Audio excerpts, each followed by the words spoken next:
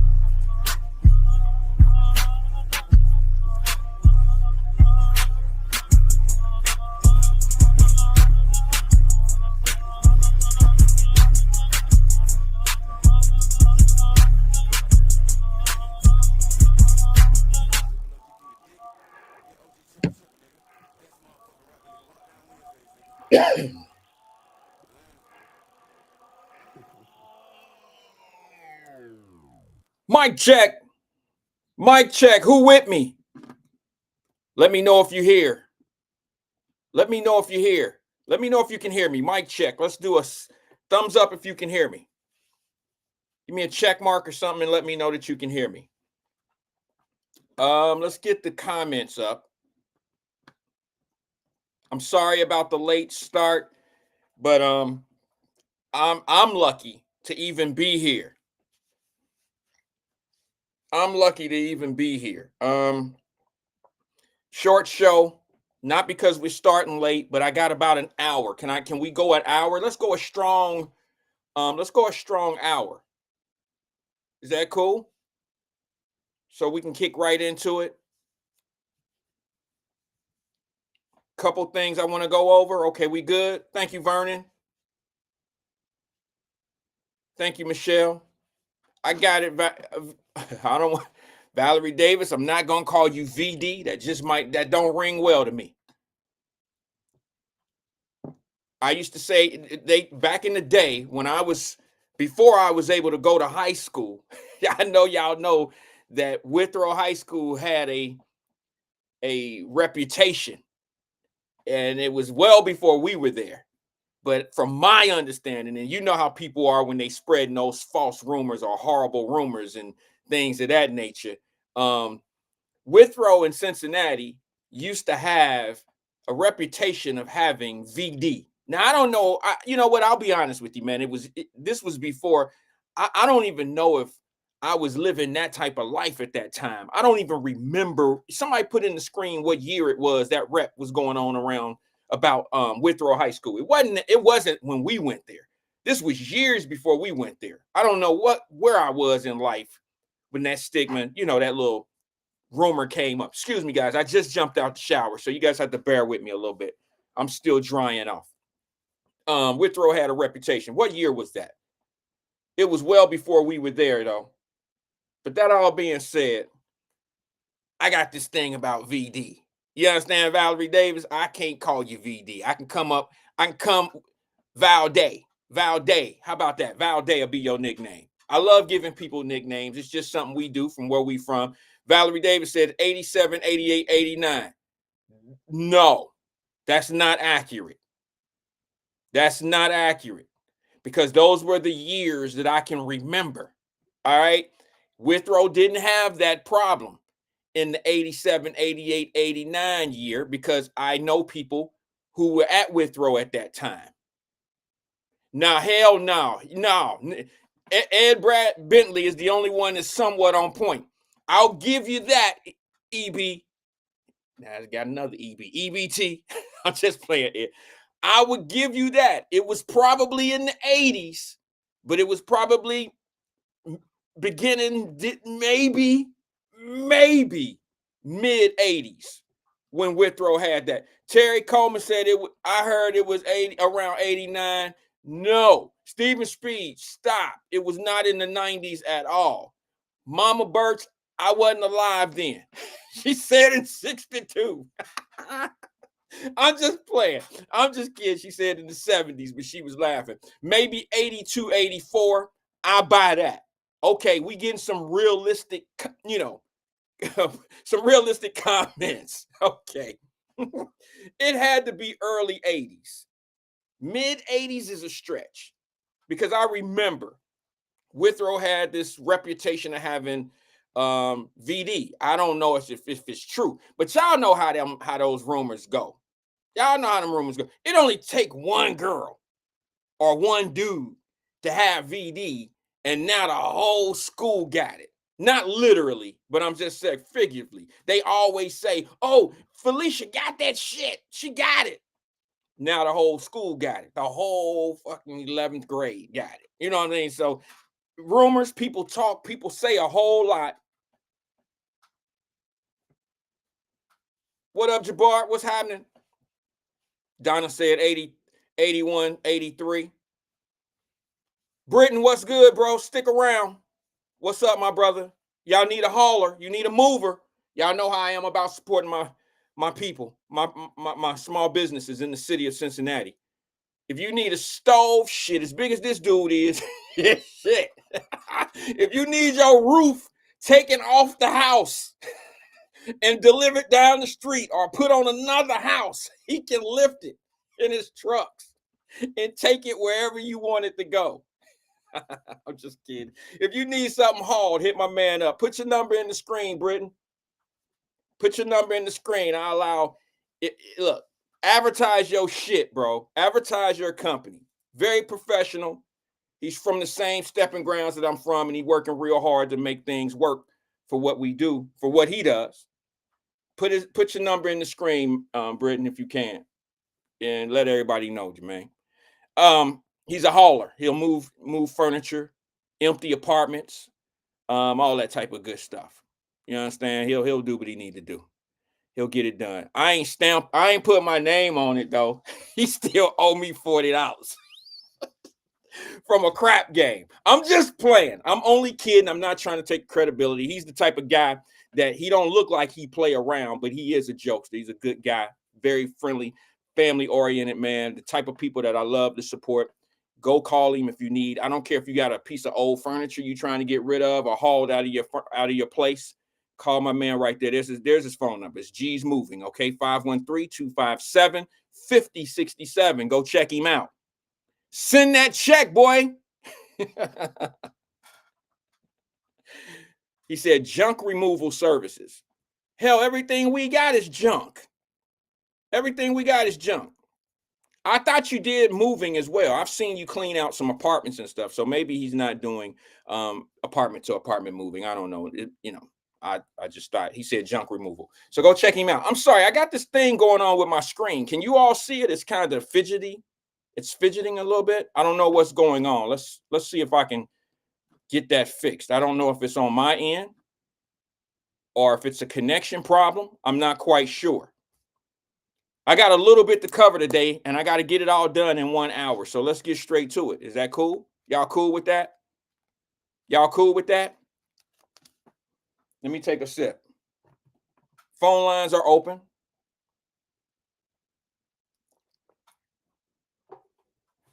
Now, y'all know he just sent me a thanks, bro, with a red heart. Now, y'all know, anybody that know me know that when I send hearts, I send black hearts. I'm gonna give him a pass because I know he don't really watch this that often, but it is love. It is love. But send the black heart. Send the black heart with me, anybody and everybody. I don't care who it is.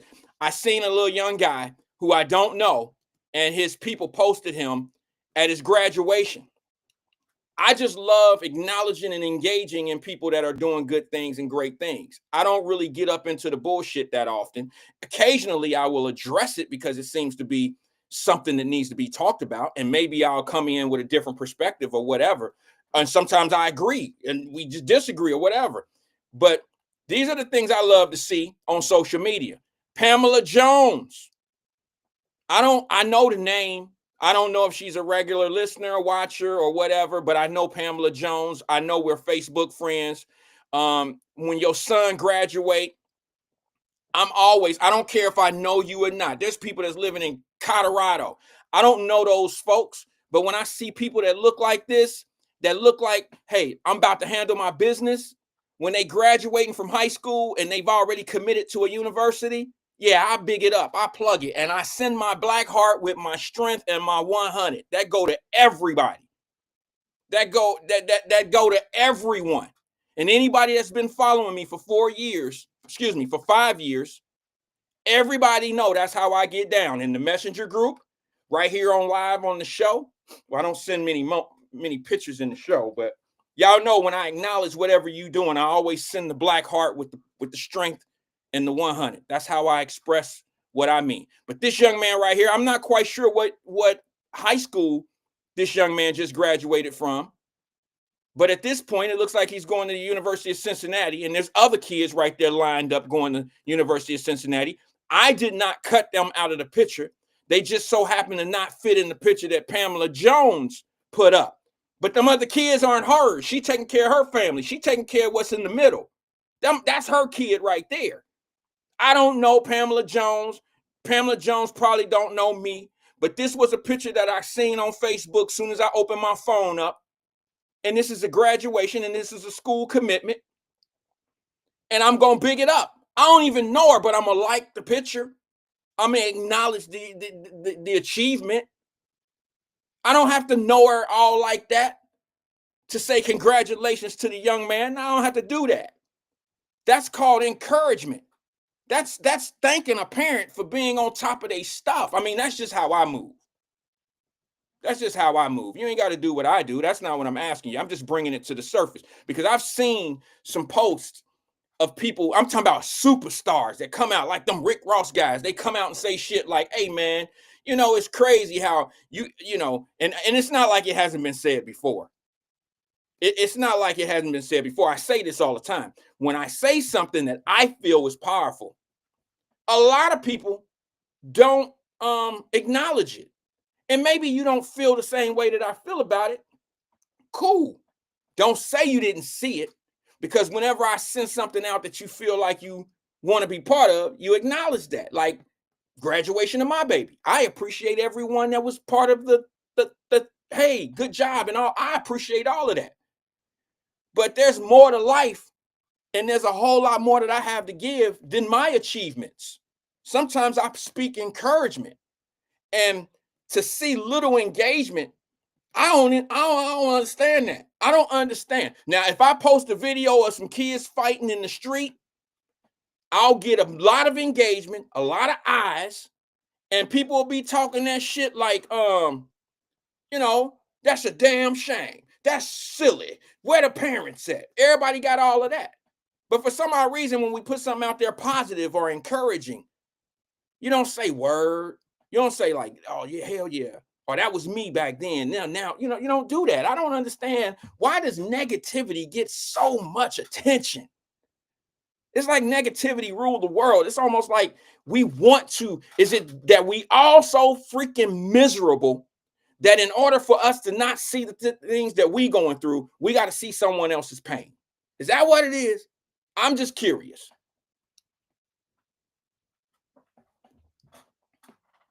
I'm just curious. And you know what that creates? You know what a life like that creates? Opportunity for people to take advantage of the things that we're trying to get away from. You know what I'm talking about? Some of y'all don't know what I'm talking about. What I mean by that is this. We talking about how to change the culture. The culture will never change if you don't have changers.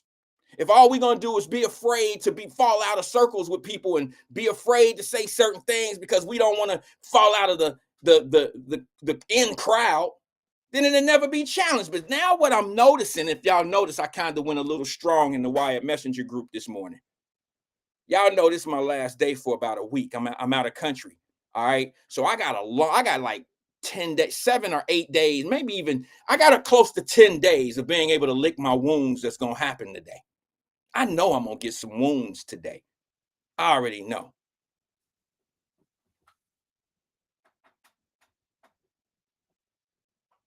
Hmm?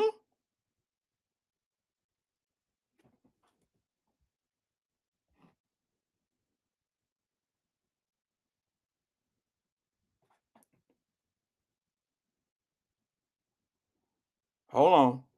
That's my daughter texting me. Okay. I know I'm gonna get some wounds, so I'm gonna be, licking my wounds at the end of the show, and I'll have plenty of time to recover from my injuries. Let's just say that. But what I'm tripping out off of is this. Yeah, Justin said, "Yeah, I thought you was hacked." Yeah, you know what happens sometimes, bro. I think Jermaine Britton might be able to confirm it. Sometimes we grow out. A lot of the times we grow out of who we used to be. But then sometimes we love going back to who we used to be. You feel me? Like we love to go back. Like there's a whole lot of times I really wanted to go back to who I used to be. But then I have to think about it. Like sometimes, if you don't want to go back to who you used to be and then get stuck. You don't want to feel good about that person. Like you don't want to feel good in that body, in that space that you used to be when you knew that you was doing some things that wasn't right, or you know what I'm saying, cussing people out, being sensitive to issues. You grow out of that shit. At least I did, and a lot of people that I know have done that. But today I just felt like being like I used to be. You know, some people deserve to be treated the way that they treat people. Sometimes people deserve to be treated the way that they think people don't see them coming. They deserve to be treated on some like you ain't slick, motherfucker. We see what you doing. We see who you are. We can hear you. Like when I post stuff in Wyatt Live Facebook or whatever, y'all know people be taking screenshots of that shit and putting it up on other platforms. And look what Wyatt said. It's crazy how this black man talks bad about black people. It's crazy. But let their leaders say the same shit. You know they slow. You know they Cincinnati slow Ohio. Their leaders are now starting to say the shit now that I've been saying for 4.5 years. If y'all don't like me saying that, log off now. Because this is what patience gets you. Patience allows you to be able to look at somebody and say, I told you so. See, if I was who I used to be, we would have been fighting when you was talking crazy and reckless and coon and all that old goofy shit. What was the one little dude that used to call me? He called albino coon. Not big enough to come say that shit on my page or come talk to me about it. But he wants to call me all these names over on other platforms where he know I ain't over there.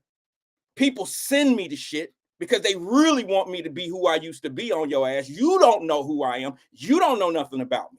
That's your fault. That's you trying to be relevant to some motherfuckers that's setting you up for failure. That's on you. Don't do that.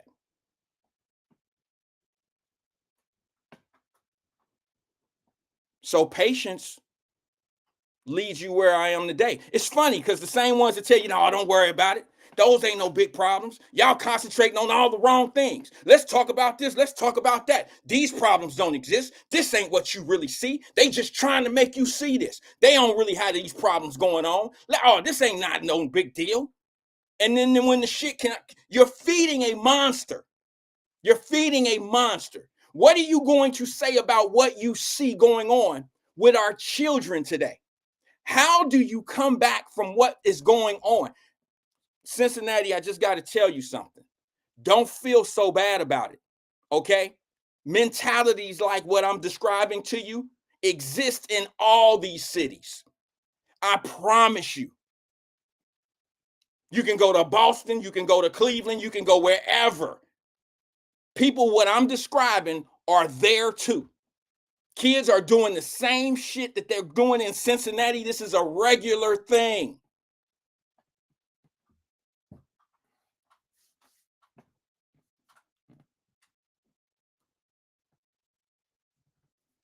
It's a regular thing. It's just a behavior. There's so many videos in our group right now. I don't even want to show them because the whole internet watching them.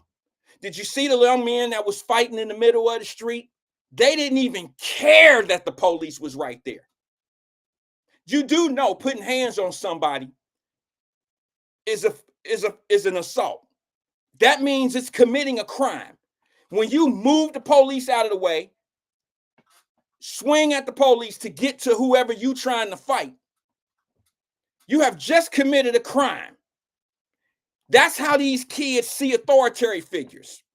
They don't care. Okay, they don't care that they're breaking the law. They don't care. They have no chill whatsoever. They don't care what situation they messing up. They don't care if they're shooting at a Sweet 16 party. They don't care about none of that. And what do we have? Oh man, you know, we need to be talking about them white folks out in Mason. They do the same type of shit. Oh man, y'all ain't talking about what happened to the one boy.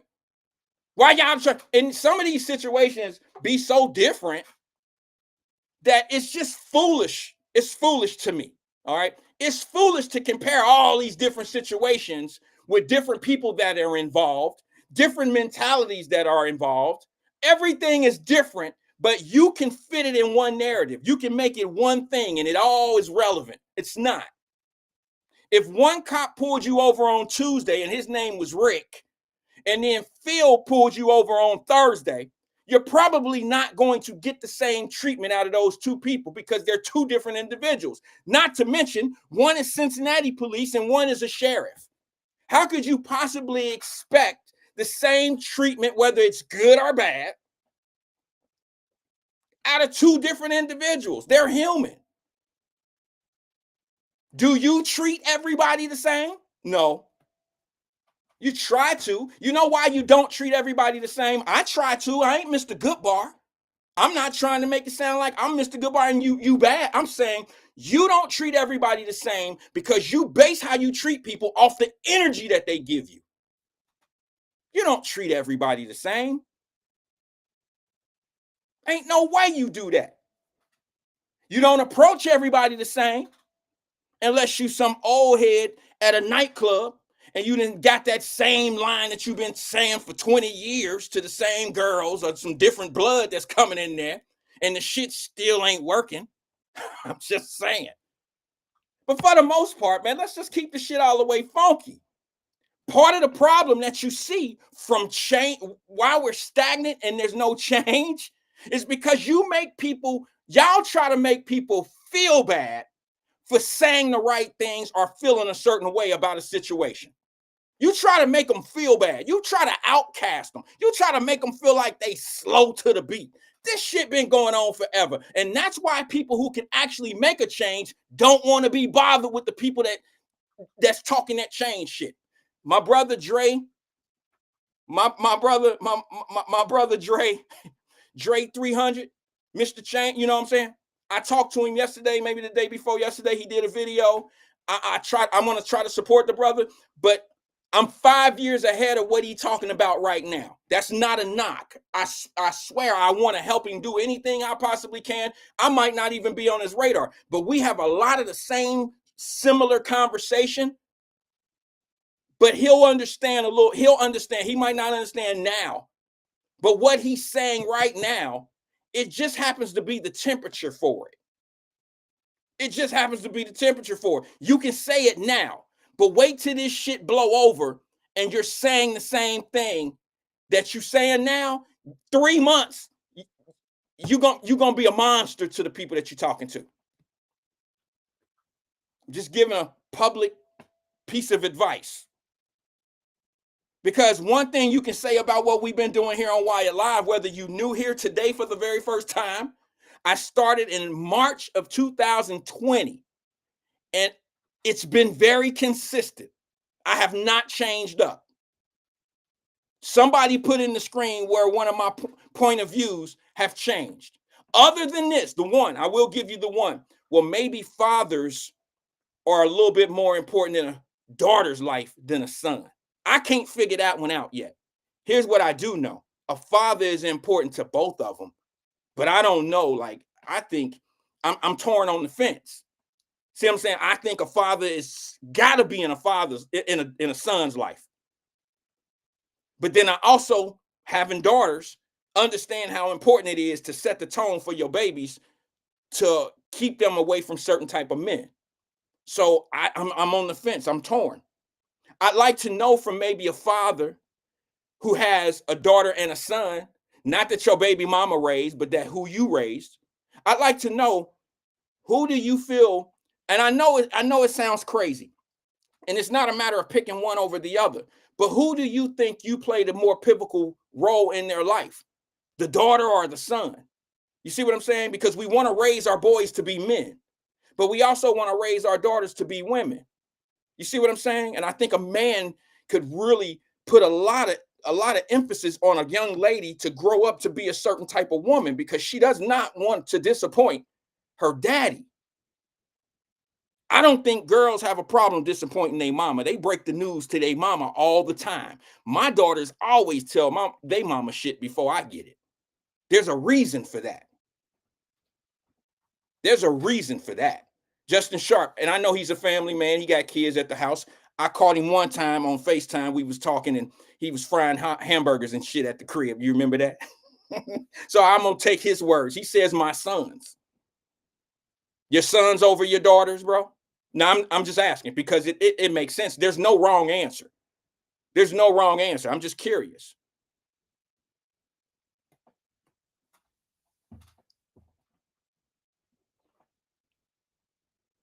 My thing is this.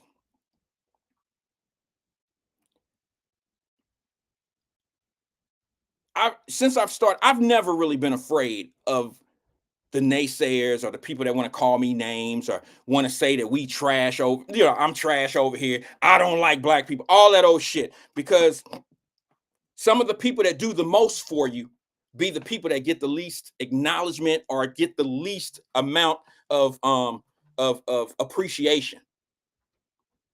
You know that?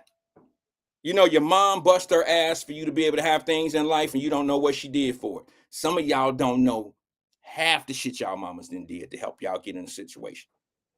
The overtime working, maybe had Mr. Leroy or Mr. Earl or somebody paying one of the light bills, so she had to go out on a date with him just so you can get you some shoes and shit for school. You don't know what your mama did for school shopping. School's closed. You don't know. You know what I mean? I'm just saying. But I know there was a lot of sacrifice in my house because I was raised by a young single mother. And I know there was a lot of sacrifice made. And I also know that I didn't appreciate a lot of it. I know that I didn't appreciate a lot of it. I knew that when my mama told me at a young age, boy, you better be home when the street lights get home. I thought she hated me. Like I thought she was on some bullshit. Like my friends, they don't have to be in, mama. Shit.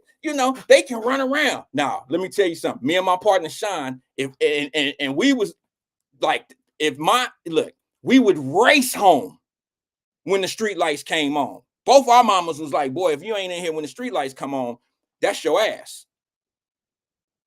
And I would go home and I'd lie to my mother.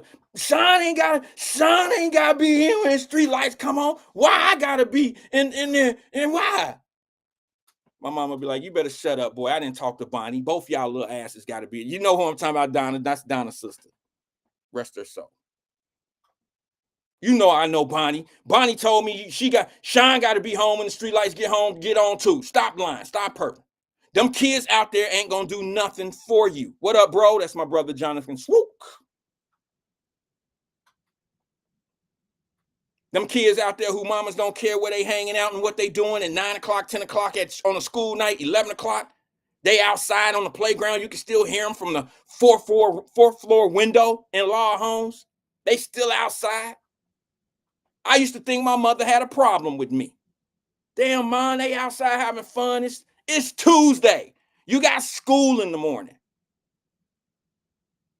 And my mother used to tell me, I know I'm going to tell you some closed door shit. My mother used to tell me, watch where they are in years, Ran. You think I'm against you, but watch what they going to be doing in years from now. Now get your little ass in there and take a bath.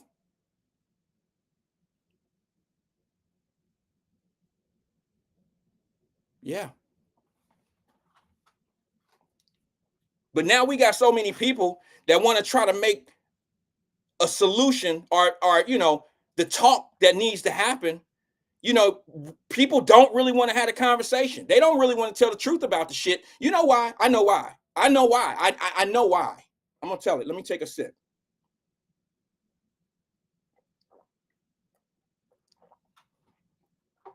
And then I'm going to go to the phone lines. It's a very short show today, guys. I got packing to do. And I really got some other things that I need to pick up because of I have a 14-hour flight. And there's some things I want to be able to do on the plane. You know what I'm saying? So that being said, I still have a lot of things I need to pick up and go. A lot of the reason why a lot of people don't want to admit, not necessarily admit, but don't want to have a conversation is because then you have to admit to the things that you allow to happen in your own jurisdictions, in your own cities. You have to admit it.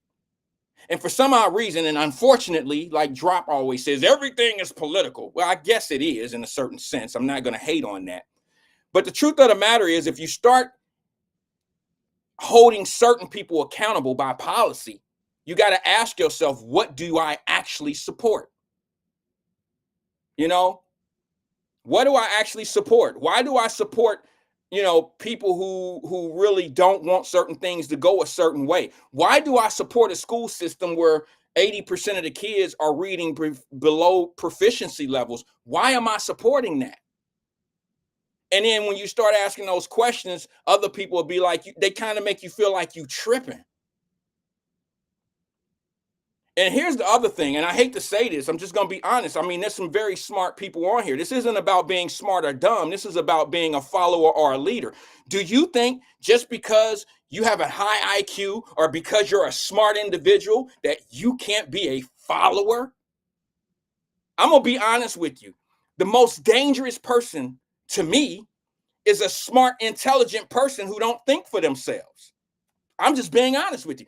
I can live with the dumb motherfucker. I can live with the dummy, the do boy. I can deal with him. I can see him coming a mile away. I can see through I can just see he ain't thinking for himself. It's the smart, intelligent ones because they can make an argument about anything and everything. They can convince you that the crime ain't high in Cincinnati. They can convince you that the shit that's happening is boys just being boys. Oh, it ain't nothing. Have you heard what they doing in Lexington, Kentucky? Have you heard what they doing? And they'll switch the focus totally off of what you need to really be focused on. My mother taught me a long time ago, boy, stop worrying about what those kids doing down there, and you worry about what's happening in your own house.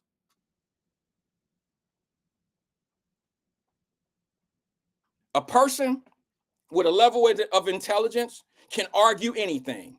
Let their kid be the only child in the room getting a D. Everybody else is an A and B student. Everybody in the classroom, all 15, 20 kids, A's and B's. Your kid is sitting there getting a D. You know what they gonna say?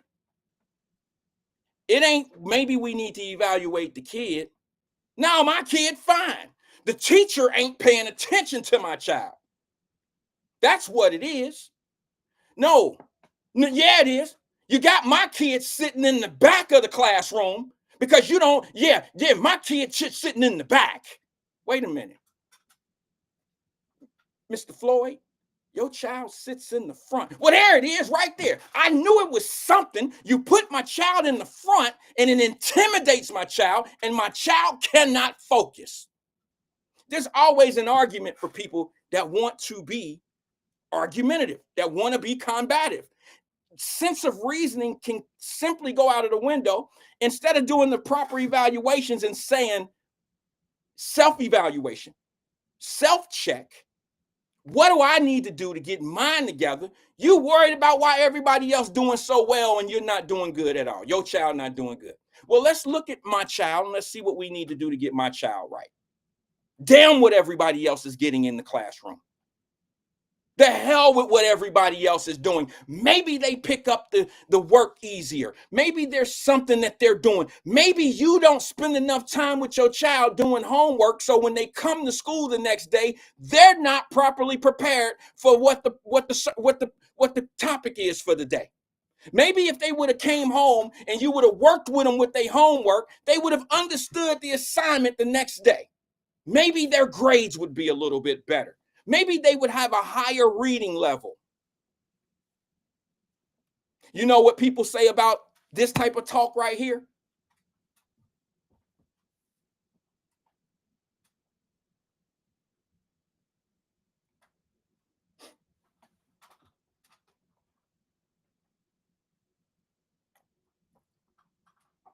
There's always an excuse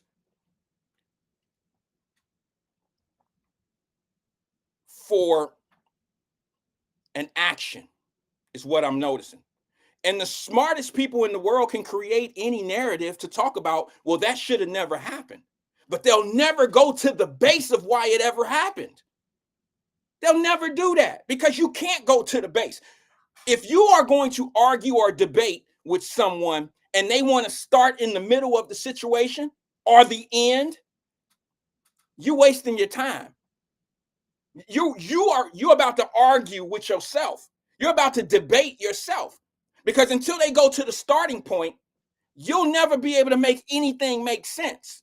They're taking every piece of the argument away from your point of view. Trust me, I see people doing it all the time. It ain't never about what actually happened at the beginning. They want to argue the end result.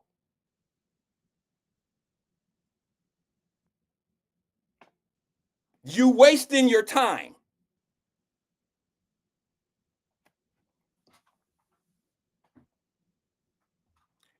I have to sit, I have to go on live on the show right now and issue an apology. I want to issue an apology. No, you know what? Fuck that. I ain't giving no apology because until just now, it's been 5 years. And until just now, I have never heard a police chief. I have never heard a city council member. I have never heard a mayor. I have never heard any city officials live on the air or in an interview on a platform after some tragic happened. I have never heard any of them say, y'all need to get y'all kids.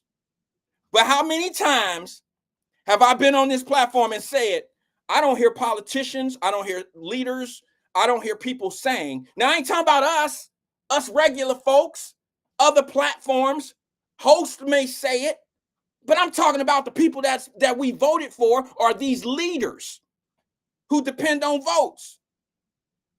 So their job is more important than the community in real life.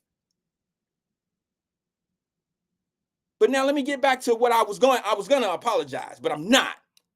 I'm going to say thank you versus apologizing, because when I was going hard on this situation, there was no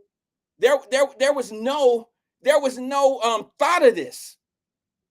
So I can't apologize for something that you didn't do because you didn't feel like you needed to do it at that time, even though it's been time.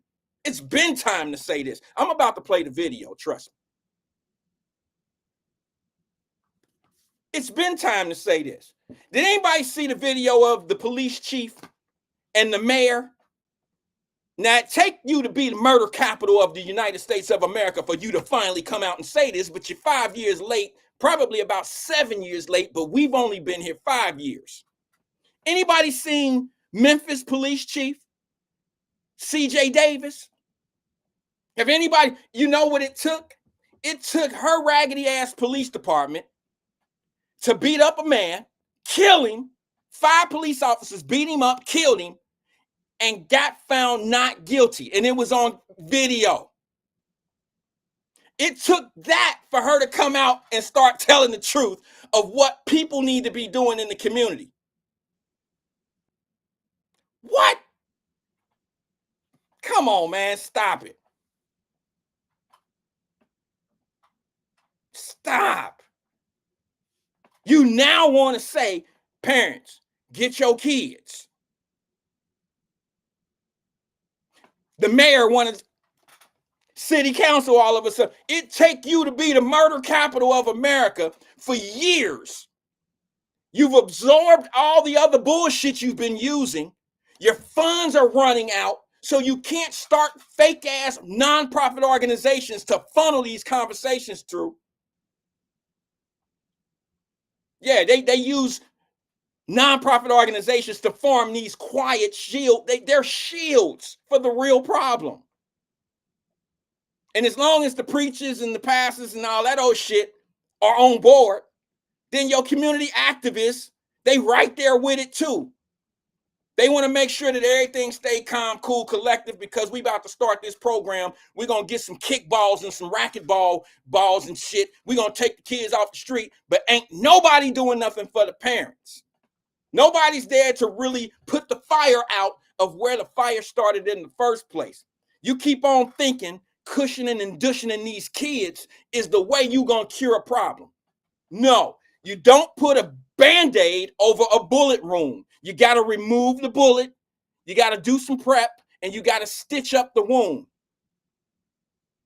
You can't keep putting Band-Aids over this situation. And now that Memphis then ran out of money, ran out of reasons of being able to come up with the reason why the shit is happening in their communities, now you want to go to the sideline and start saying the real shit that you should have been saying 7 years ago. Years ago, you should have been saying this. And saying is just half the battle. See, acknowledgement, what they tell you in AA and Drug Anonymous and all that old bullshit, first you got to admit that you have a problem. It ain't worth shit if you don't even know you got a problem. Sometimes people apologize just to stay in good faith. They don't really mean the apology. They don't really mean they a dope fiend. Shit, I'm just here because the PO told me I had to come here. Soon as I leave this motherfucking meeting, I'm about to blaze up one. I'm about to get high to the motherfucker. But I'm only here because I gotta be here. I ain't here because I'm trying to get fixed. Yeah, you got a lot of situations like that. Do you realize that there are people that profit? I know y'all want to point the finger at the people that profit, but you'll be surprised how many people right in reach of you that profit off your pain. I watch it. It's sad. It's sad when I see people filibustering and selling themselves to the community off of somebody's pain and loss. And these be prominent people. These are people that can actually make real change because they have a voice, but they only have a voice to people that really want to hear what they want to hear, not what's really need to be said, not the truth, not the shit that'll fix things. They just want to hear what make them feel good, make them feel acceptable of the shit that they going through. You know, don't nobody want to hear that they baby ain't good enough to be the star basketball player. Don't nobody want to hear, you know, you don't take your son to practice every day. So when come Saturday, he gonna sit down and he gonna be on the bench and shit. And the only time my baby gonna get in the game is when we up 4 touchdowns and it's 3 minutes left in the game. He can't fuck the game up. We gonna put him in there. Don't nobody want to hear that about their baby.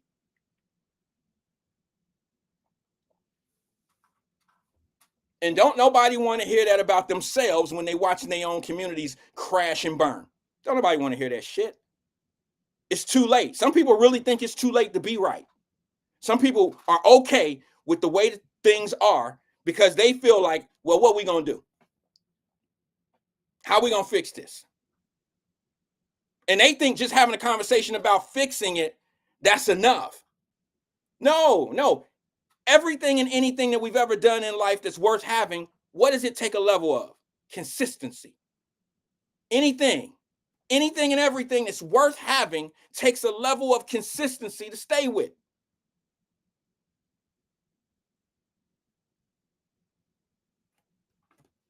I got to play this video, and then I'm going to go straight to the phone line because they've been waiting a minute. This is a video of the Memphis police chief and the mayor and city council. And y'all might not like what's said, but the reason why you don't like it is because Wyatt told you years ago that this needs to be said in public. And for some odd reason, it took Memphis to be number one it took them to be murder capital. And it took them to finally be put on blast about some of this shit, to start telling the truth. And it's ridiculous to me. It's absolutely ridiculous that it takes this to start hearing the truth. Check it out. I and some of my other fellow Democrats, we are done. I don't care whose son it is. And like I said earlier, if they're not shooting at the white club, they shouldn't be shooting at the black club. Parents, get your children. Get your children. Either they will die to gun violence or they will end their lives in jail. Sometimes I have people say, well, Chief, where do I start? Start in your own home. We can't arrest our way out of this problem. The jails only have so much space, you heard me mention just moments ago. Well, let me say this to the community. The next thing you can do is save your own child. Thank you. Just yesterday, we lost 2 young men right outside of BTW. I own the daycare. Today we had guns, children just running across the parking lot. You can see the guns that they have in their waistband. They're hiding behind my building. Like Antonio Parkinson said, I lost children. I had to lay off workers.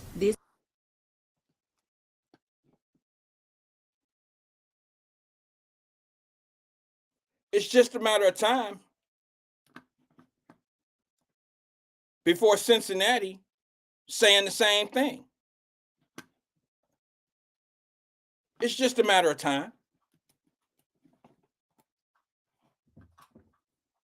They 7 years too late. 7 years late in saying what needs to be said. And I'm the coon. I'm the albino coon. All that old goofy ass shit that a motherfucker can't say to your face. I'm that. And babies dropping out here And y'all want to pretend that it's not happening. By now you want to talk about something that's political in a whole nother realm. As long as you can say something bad about somebody else, you ain't got to worry about the bad shit happening in your life. I know people like that. I generally stay away from people like that. We all had this little saying that's like misery love company. So why surround yourself around miserable people? I don't. Oh, okay, well, cool. Then we on the same page.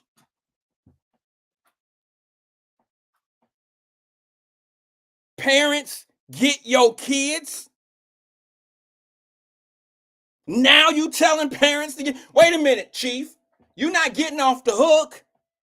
You just had 5 officers kill a young man who called for his mama. Y'all remember that show?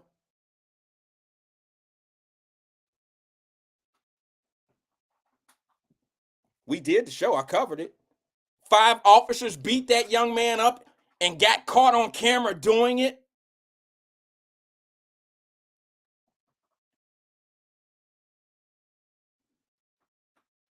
This is the same officer, same police chief who now want to yell, parents, get your kids.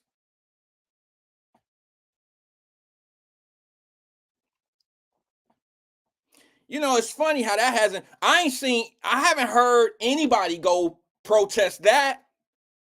What happened? Why hasn't that been on the news? Y'all ready? Why hasn't that been out there? Why hasn't Benjamin Crump been there? Al Sharpton and the rest of them motherfuckers. Why they ain't been in Memphis? Y'all know Martin Luther King used to march in Memphis. Why is the leaders who find economic growth in argument not going to Memphis and argue this point? Could it be an all-black city ran by a black mayor, ran by city council black, police chief black, city manager black? 5 black officers beat this young black man up and nothing? Oh, I can only imagine if this happened in Knoxville, Tennessee. Or if it happened in Cincinnati, Ohio. That's the energy that we be talking about that be different. That's that we don't really want to take care of our own house, but we want everybody to respect what we doing. Don't treat us different. We want equity. We want to be treated like everybody else, but we don't treat each other the same. I have been called names more by black folks than I have white folks. I've been called more derogatory racial statements, and I don't just mean the one little fluke, the one little dude. We all know a difference. We know the difference. He a flunky.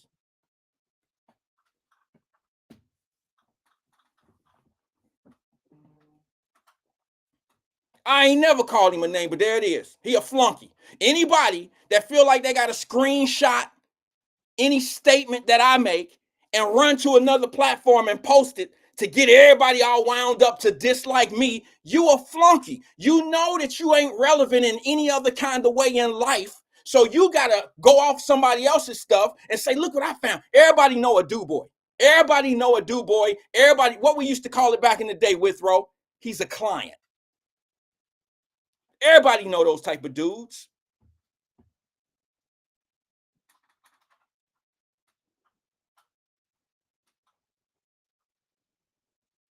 And here go the sad thing. He probably pretend like he don't watch. You paying so much attention to how I respond to people's posts out there,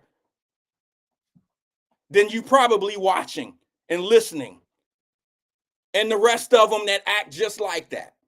Those are the people that really don't want alternative ways of thinking. They cool with being the head of the show or being part of the show in that little small space that they're allowed to be in. You know the people that used to come up and get a lot of attention, and then you know the ones that never got any attention. They work too hard to be seen. Let me go to the phone lines real fast. Here come a phone call. I'm sorry, y'all. Good afternoon, caller. This is Wyatt. Who am I speaking with? Hey, Mr. Wyatt, this is CK, the Cincinnati King, calling out of Cincinnati. Okay, what's going on, man? I'm still a little mad at you, bro. What you mad at me about, sir?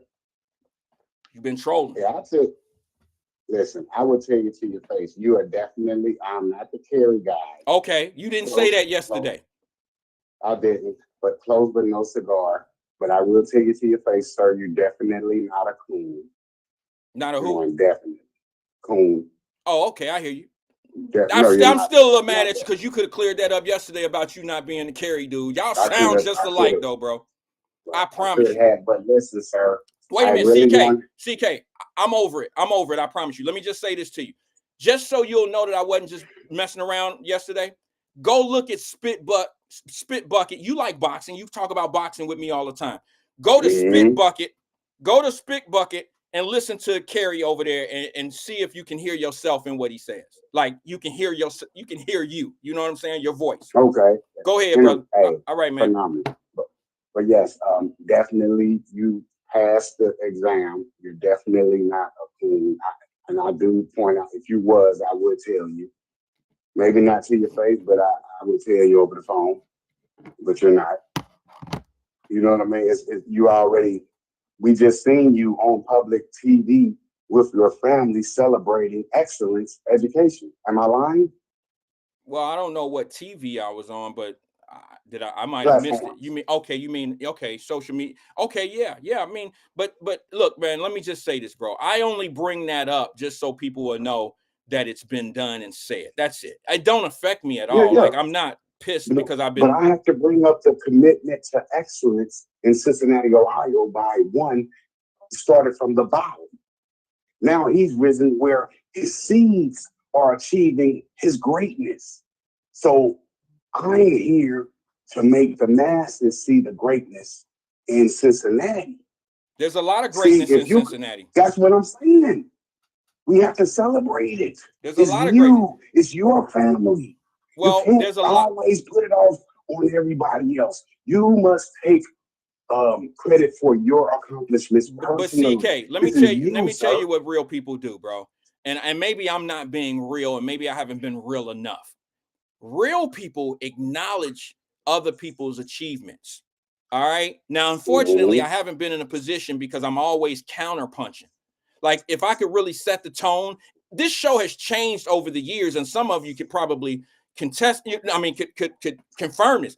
This show has changed over the years. This show used to start out talking about nothing but positivities throughout the whole hour or two that I was on. It's changed because the listeners, the viewers have changed, and we had to shift a little bit. Topics come up that I have to talk about, and then it put me in a frame of mind, and then I'm counterpunching versus being setting the tone of the fight. Mr. Wyatt, you must listen and understand. You are talking to a 4'9", born in 7'6", with a third grade education. I dropped out in the third. Do you know how stupid that makes me, Mr. Wyatt? I don't believe you, but just for the hell of kicks and tricks, I got to ask you a question about that. Okay. What made you drop out of school in the third grade, CK? Well, since me and you are around the similar time, you remember when we were kids, divorce wasn't like it is now. Would you agree? It was a little bit more traumatic in the 70s, right? It was traumatic? It was more, it ain't nothing now. I'm like, this is a regular thing now, right? It's just, okay, I give you that. Divorce is probably yeah. more common today than it was in the 70s. Yes, if that's what you're saying, yes, I agree with that.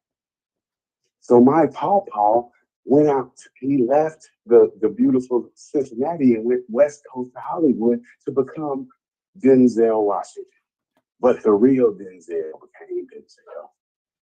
So on his plight to become Denzel, I was with him. Okay. We was on the movie sets. We was at auditions. This is where I learned to pick up my shoplifting habit, because LA is so expensive. So as a child, I learned how to shoplift. Okay. But my education was Jeopardy. His goal was trying to be on movies. He did get a couple plays, but I was a kid laughing at him. I'm like, Daddy, you got tights on, Pops. Come on, man. That ain't us. He had the tights on doing Robin Hood type stuff. You feel me? Okay. They turned them out. I admit it hurt me. But when he did this, right, we were studying for Jeopardy. he was talking at Walking Encyclopedia, Mr. Wyatt, but he wasn't that.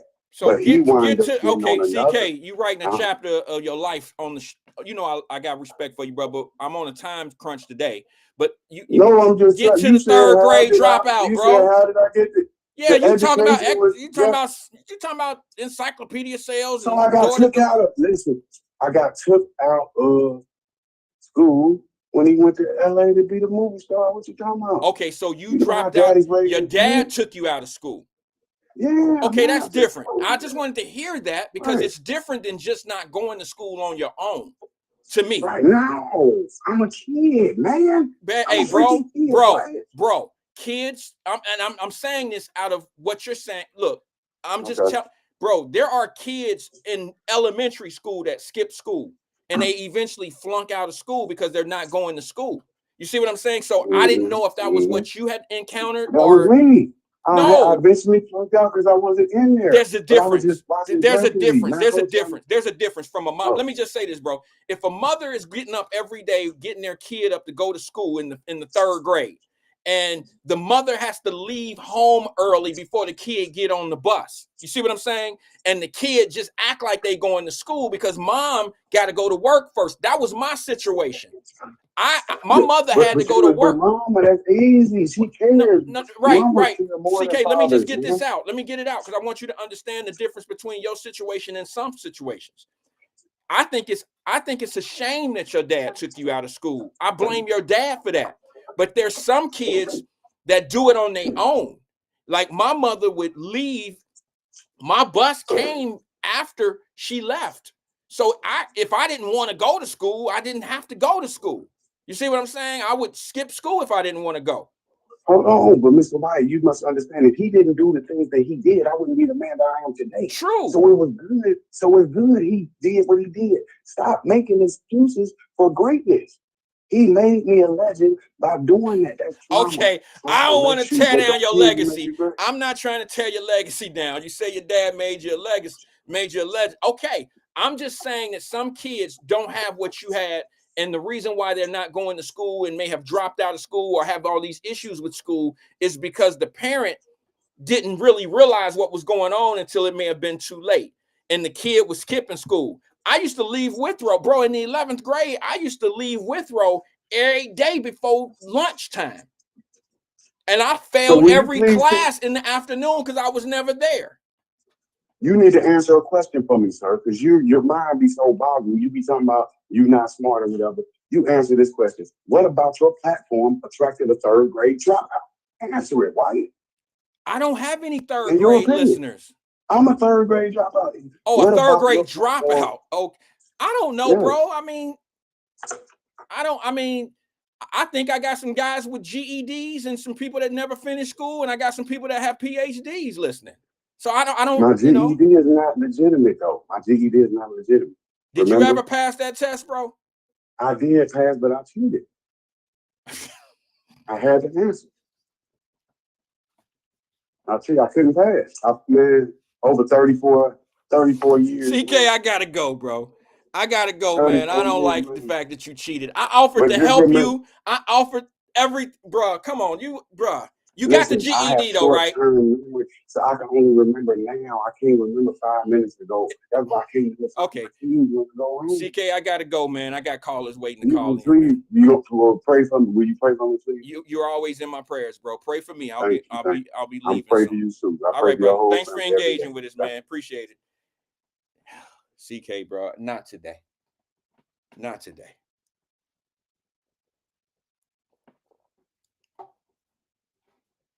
I think he's perfect. I don't think the young man, I don't think he dropped out in the third grade, but I ain't got it today. I ain't got time. I could have fun with it if I was in that mode, but I'm not there. So I'm just waiting to see what everybody, I'm waiting to see what everyone's going to say. I know what social media is saying about the fight at the graduation. I don't know if it was last night or the night before. It doesn't matter. Was it Hughes? Was that Hughes? Hughes had a fight at the graduation, and we're gonna just act like, you know why it's not really a big deal? It is a big deal. But the people who have convinced us boys will be boys, police officers are bad, the system is against us, people saying there are no gangs in the city, everybody that downplayed the hate and the hate and the crimes that we commit amongst each other. That ain't no big deal. We don't need to focus on that. That don't really mean anything. And the white man got you telling that shit. If you own that type of time, you're part of the problem. Because if I told my mama when she was living, if I was coming up, and I told my mother anything about somebody outside my house, well, Chili, he got a new bike for Christmas. All I got was some damn jeans. My mother would snatch them jeans out of my hand and say, well, you tell Chili mama to get you some jeans. For y'all that don't know, that's one of my partners out in the Fay Apartments. If I was to go back and talk to my mama in my household, in our household, about what somebody else is doing in their household, it would be a problem. Because what real engaged parents do is they worry about their own first. It's the old thing that I used to say that I thought I invented years ago, but now I hear everybody saying it from what's the dude, what's his name? Roland Martin and all of them. I hear a lot of shit come out of their mouth that I said years ago before I even started doing podcasts. And it's not that I thought they bit my shit. It's they conveniently used certain things when they need it, when they need to circle around the points that they've been avoiding. They kind of ease in. They on cruise control of saying the right shit. Anybody seen that clip of King Randall lighting Roland Martin's ass up? See, he think that Roland Martin really think he's smarter than everybody by bringing things down to a low decimal. It's easy to be the smartest man in the room. I could be the smartest man in the room if I was to talk a certain narrative, but I don't. I take the hardest route.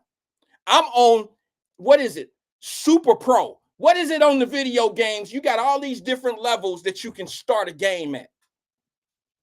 Some go to the easy, extra easy. They go to the medium, hard, and then they go to the Madden. I started my podcast career out on all Madden. That's the highest level. Very, very hard level. Because to say things that people don't like to hear, whether it's true or false in their minds and in my mind, whatever. That's a hard stand to take.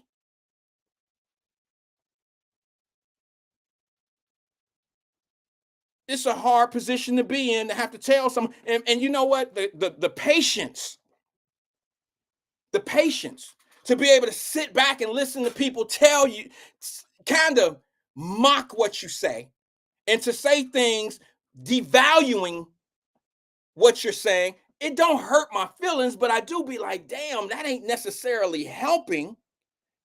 Because you can talk somebody out of doing the right thing. People do it all the time. That's why you got so many kids in the penitentiary that really don't belong there, because they really got talked into doing the wrong thing.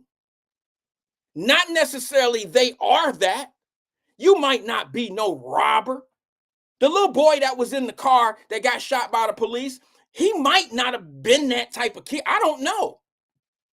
But it's easy to get talked into being a criminal if you're around that type of environment all day and you don't have anybody giving you any alternative ways of thinking or enforcing other ways of doing things. And then you got people who want to act like when you say things in the direction of being the opposite of what's been going on, now all of a sudden they devalue, not necessarily you, some do.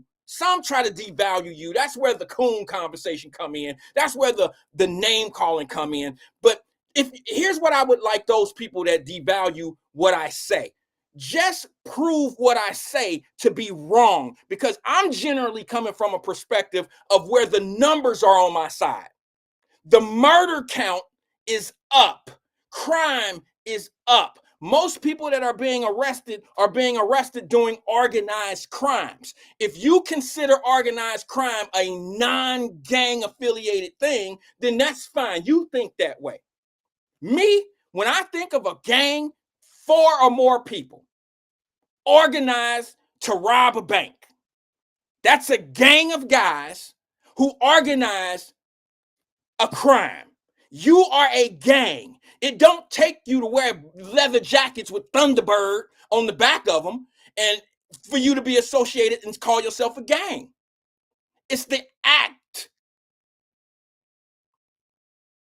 And if you don't believe it, go in my world and look at how many RICO cases come down. See, what happens is a lot of people that got a lot to say, they're very limited on actions past what they see and what they talk about. They don't follow the cases. They don't stay with it. They don't even know how many years a young man got for what he did. They don't know what the charge ended up being at the end. At the disposition, they're not there. They don't know. You're not there when the victim's family is sitting over there and the perpetrator and his family over there. But this mother lost her son. And you got everybody talking about the police didn't have to do him like that, man. They didn't have to put that. And you got a grieving mother sitting there going to court, watching the guy that killed her son that looked just like her son, put him in the dirt. No sympathy for the mother. But the media leads you to believe they ain't had to do him all like that. You don't even hear how many years this guy got. He's not a villain anymore. And then the mother sitting in the courtroom, sometimes an auntie or two or a cousin or something show up, and the court then gave them 5 continuances. A year later, the mother walks in the courtroom and she listens to a plea deal that happened away from the courtroom. And you got all these people that's talking about shit that they don't know nothing about. Egging the case, talking about what should have happened, how it happened, what they should have did, how they didn't do it. Don't know anything about the outcome.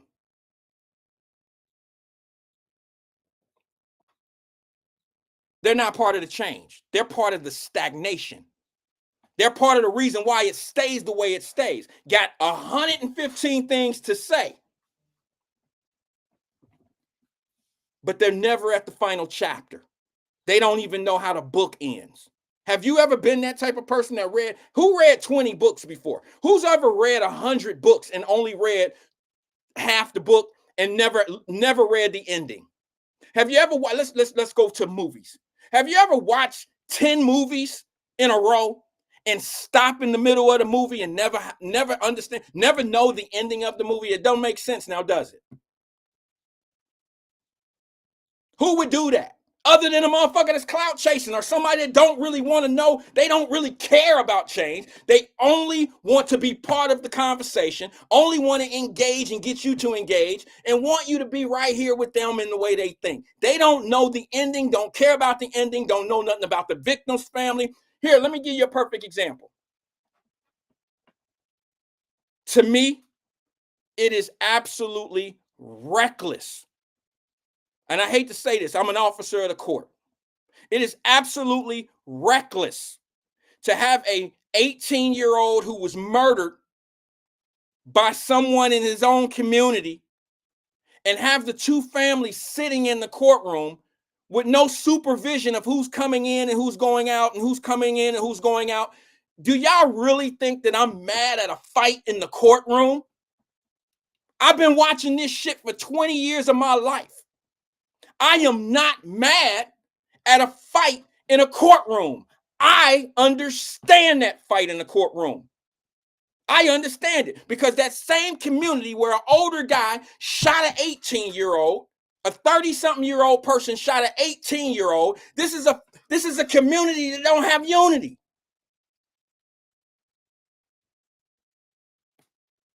So when they get in court and you want some people that don't have unity to sit in a place and be civilized, are you freaking serious? You just killed my baby.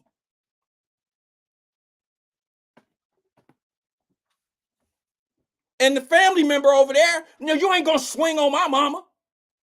And they collide and they fight. I get it. Do I condone it? No, but I understand a situation like that. But you know what more people want to argue? And they may have a point, but you want to argue because a brother went up to the window, because his brother who hit a police officer, you rather get engaged in that argument, fuss and fight and march for that, and joke around because two families are down in the courtroom fight. These are mixed up. Priorities are all the way gone. The community is no longer a priority. Stop acting like somebody doing something to us when we doing the majority to us. We doing the most to us. And I've been saying it. And you know what the outcome is when somebody tell you that type of truth? You're looking at it. You looking at Wyatt Live. I've been saying it consistently for the people that don't like it and for the people that love it. I've been here telling you. And I was once part of the problem. I've been trying to solve the problem. I've been here. And everybody else want to try to give these spins. And some of them even trying to make it seem like I'm crazy, trying to talk you into something like this shit ain't real. He magic or something, or he talking down to you. No, I'm not. No, I'm from 1335 John Street. When did I become domestic? What? Half the people that on this show that know me from the projects. They don't know me as professional, Wyatt. They don't know me as they know me from the come up, from when we was in the sandbox.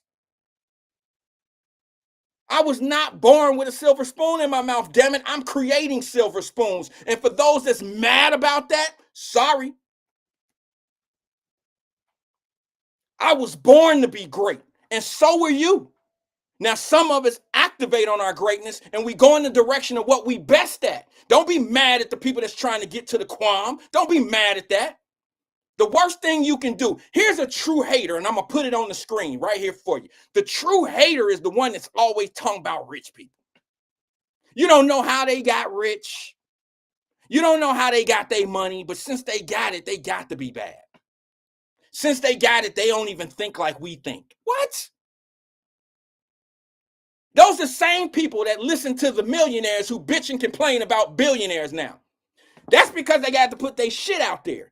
All those politicians that's been talking about the money and millionaires and all that old bullshit, the millionaires, they the bad guys. They the bad guys. But when they had to put their shit out on open and you found out Nancy Pelosi and all the rest of those crooks are worth $200 million and all this old shit, now they want you to believe, no. The billionaires are the bad guys.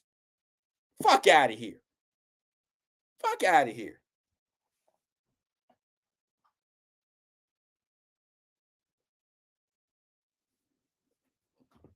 Easy.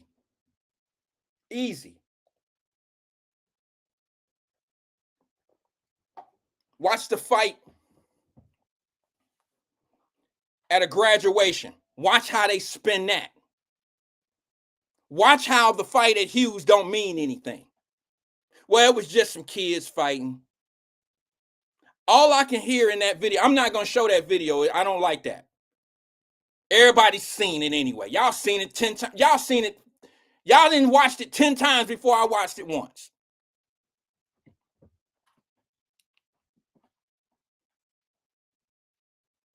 All I can hear is the lady on the intercom saying,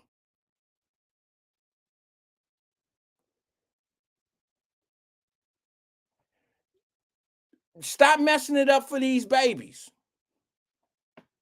Y'all messing it up for these babies. Well, ma'am, let me explain something to you. And I probably would have said something different, but I respect what she said on the intercom. But ma'am, I hate to break the bad news to you, but the people up in the stands that's fighting are the babies. Those are the same babies that don't give a damn about those babies that's graduating. Those are the babies.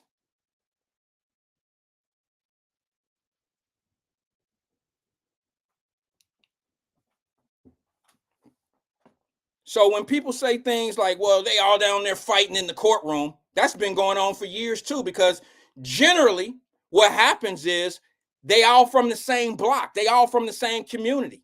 I've been watching fights go on in the courtroom for 20 years. Courtroom A in Cincinnati, Ohio. I've been who been the one saying, I know they can't stand it when I get to talking that I say I boo boo, but this is Wyatt show. This is the shit this is my moment to show you I told you so. I've been the one where the little young girls come down on a domestic violence charge and have to stand at the door with 2 kids on her side. And the young man walk out who just beat her ass and she got to stand at the door and say, I want to drop the charges. It wasn't like what I said. And the prosecutor read the charges and she got to listen to what she said to the police the night before or a couple nights before. Now she has to redent everything that cop said in the paperwork. Now, it wasn't that bad. I fell down the steps. He didn't push me. 3 months later, here she come again. See, a lot of people don't understand the pain and the things that's actually going on that's self-inflicted. And these police officers have to go knock on those doors every day, every other day, every other night. I remember when people was arguing and complaining about no-knock warrants, who've never went and served a warrant in their life. It's probably the most dangerous warrant to serve as a police officer. But you want to make it where they can just millions of encounters of knocking on doors a day. And you get one bad situation or a situation that's like an accident. The reason why you get insurance is because you're destined to get in an accident one day. That's what the insurance coverers say. They have to figure they numbers like everybody's going to get in an accident. How are we going to pay this out? So the police have to go at every situation. When you're living in a community that's violence, 73% violence is up, they have to go into these lit up ass situations on guard. Who creates that? You know what? Let me just say this before I get up out of here. I'm going to go to the phone lines, but I'm going to say this. Anybody ever been to the Bahamas? You've heard me make this point before. Anybody ever been to the Bahamas? Nassau, maybe? Let's use the easy one, Nassau. We can even say Jamaica. I want to go to a black country. I want to go to a black country because I feel like it. Anybody ever been to Nassau, Bahamas? Anybody ever been to Jamaica? You ever got off of a cruise ship? You ever been there? You ever been through the what is it? The vacation spot, the tourist area? Do you know the police don't carry guns? You know that, right? They wear them nice blue ass pants with a white jacket, nice ass captain hat, and they carry a stick with a piece of mace on the side of them. Do you know why they don't have to carry a gun in the tourist area? Because they didn't already set the tone. This is not where you act a fool. Now, if you ever go on an excursion and go outside of the area that is the vacation spot, they got not only guns, they got M16s, they got AK-47s, machetes, and everything else. They got the military guarding the cities. You know why? Because that's where all the foolishness happens. That's where all the foolishness happens. So the cops in certain areas know that people gonna be good because they know that the consequence of being bad in this area could be life-threatening. So the crime is not high in those areas because they have dictated to the public. You act a fool over here, it could end your life. Miss Nettie, I know you travel a lot. I peep your page. If you got off of a cruise ship in Jamaica, they didn't have no damn rifles. They got rifles in Jamaica. I've been to Jamaica several times. You're right. They have rifles, but I went on an excursion. They don't carry guns around the tourist. I got off the plane in Frankfurt, Germany years ago. I got off the plane. It was dogs everywhere, police dogs everywhere.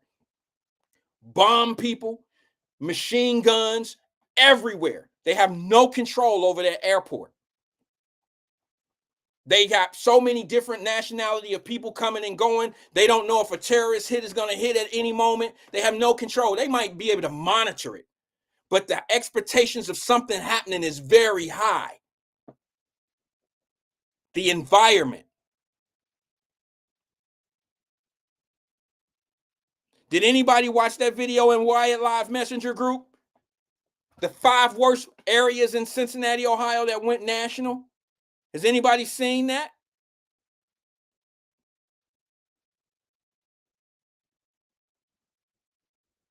Did anybody see those neighborhoods that were on that list? No, this is fake shit. Ain't nothing going on in our communities. Did y'all watch the fights that people post? Do y'all really engage in the... I don't really watch the fights, but y'all send them to me. But are you watching what's going on? Are you paying attention to kids watching all this violence and the kids? What makes you think a child is... It used to be a time where we would get a whooping. And that's the violence that we seen in our neighborhood. A kid getting a whooping. Then shit got a little bad as we got a little older, and sometimes you would see, you know, a brother and a sister maybe fighting. I'm talking about an actual brother and a sister arguing and fighting, and then they run their ass home. They run home. But they were taught, don't fight in the streets. That shit is all gone. Yeah, we came from the days of our mamas, what's wrong with you, Ram? I'm getting bullied or whatever. No, come on, let's go. I'm not condoning the behavior, but I'm telling you how we used to do things in the culture. It was like, let's settle it once and for all. Let's settle it once and for all. If you don't fight him, then I'm going to beat your ass. I'm not condoning fighting, but that's what it was back in the day. Let's just squash this. Now, oh, have you seen the videos of these dudes fighting? I see why they shooting.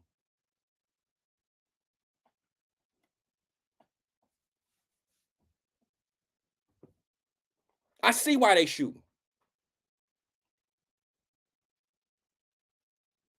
But y'all keep on listening to the narratives of it ain't that bad and don't look at black people a certain way and all this old shit. You keep on listening to that and you keep on believing that and you keep on watching these bodies drop and you keep on not paying attention to the news because the news don't really tell you because they under a certain restraint. Certain things are going on where they can't tell you what you need to know. Not what you don't need to know, but they're not going to tell you everything that's happening in your city. And that's for economic reasons. Okay, that's for economic reasons. Cars being stolen every day. Reports on the radio. I'm talking about on the police radios. All day. Windows being broken out of cars. Theft downtown. Theft in all the communities. And we got guys and girls that have 3rd grade reading levels graduating and having children. And people scared to talk about it. You know why people scared to talk about it? Because if they say it, then you looking down on people. You looking down on people because you're discussing a real problem. So I guess I'm uppity. I guess I'm just going to be that guy that is just going to go ahead and be like the rest of them. Laugh. Here's the difference. I don't get paid for this. I've given 5 years of my life. This is the volunteer job that I pay for.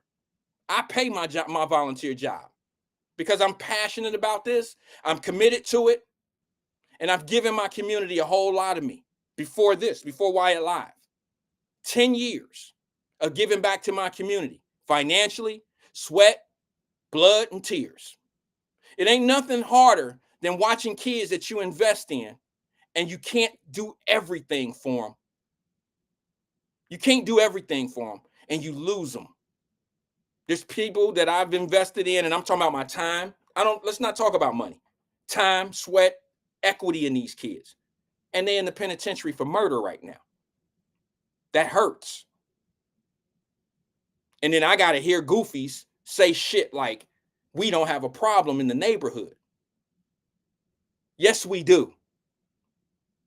You have a problem in your neighborhood when your neighborhood is in the courtroom fighting one another. You have a problem in your neighborhood when they're at graduations disrespecting graduates. You have a problem in your neighborhoods or in your culture, should I say?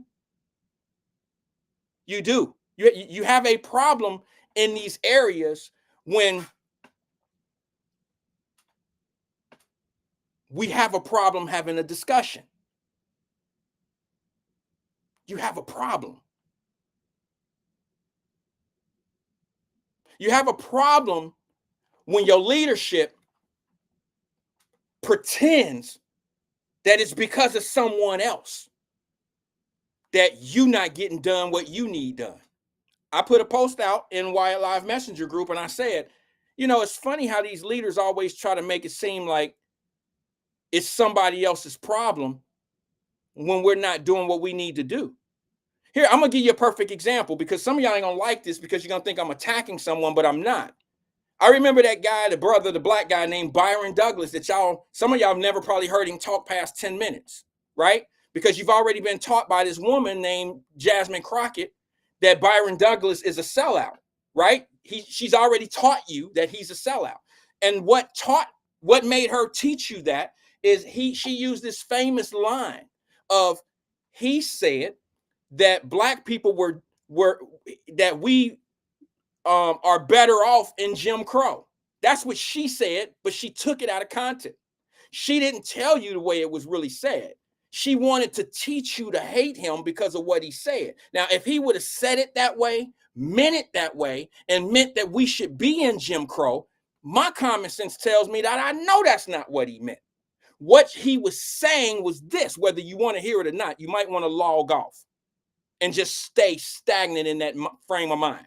What he was saying is black people economically were doing better during a worse time when black folks had no rights and we were limited in what we do. Do you understand? And the reason why he brought that point up is because he was saying that we were more unified when we had to work together to accomplish things. He was not suggesting that having redlining and Jim Crow rules was better for us. That's not what he's suggesting. What he's saying is when there's black unity and we have to borrow sugar from our next door neighbor, when we have to ride the school buses and enjoy one another's company, we were doing better. Success with marriage, divorce was down, and families was building equity in communities. That's what he was talking about. But like I told you, the first year Wyatt Live started, I told you sometimes you can be too free.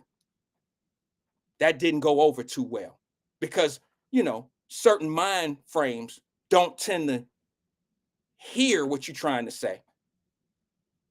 They want to tell you what you said.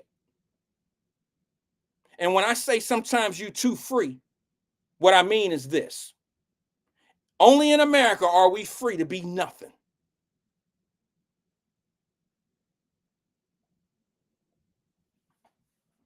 I've lived in countries where when you graduate high school, you have to give your country 3 years of service, whether it's in the military, police department, fire department, EMU or EMT or whatever. You have to commit 3 years of your life because they do give you things such as healthcare and things of that nature. They give you education. You can go be a nurse or whatever, and they'll pay for it.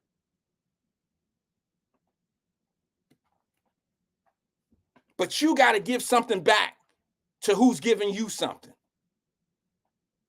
Not here. Not in America. You don't even have to finish high school. America will find a way for you to be on some type of assistance, some type of problem, some type of system, some type of program. They will find something for you. They'll get your ass on medicine and send you an SSI check, and you drinking and doing Mad Dog 50-20-20. They will find a way for you to be taken care of, because that's what government really want to do.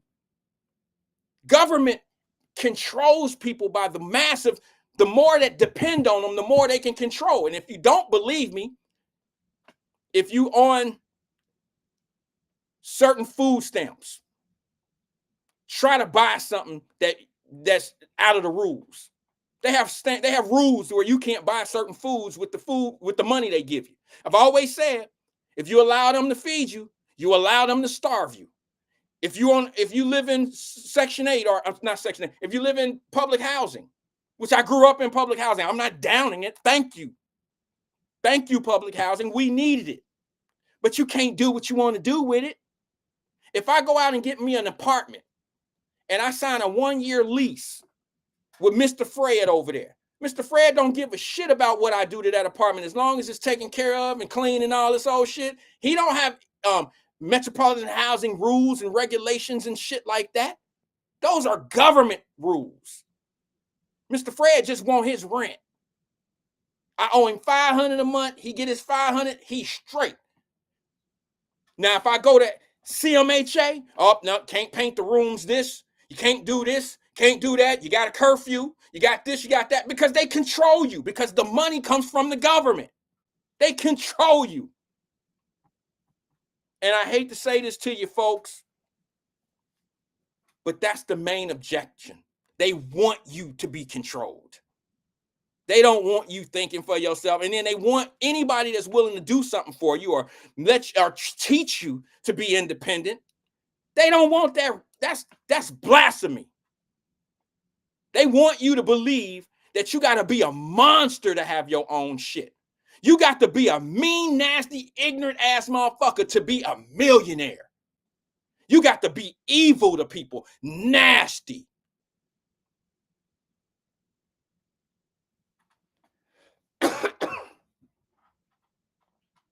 And the only millionaires that they like are the ones that's controlling them. Because the ones that's controlling them convince them of what they need to know. And the worst ones are the ones that's doing the capping and the coping for the millionaires, and they ain't getting shit out of it.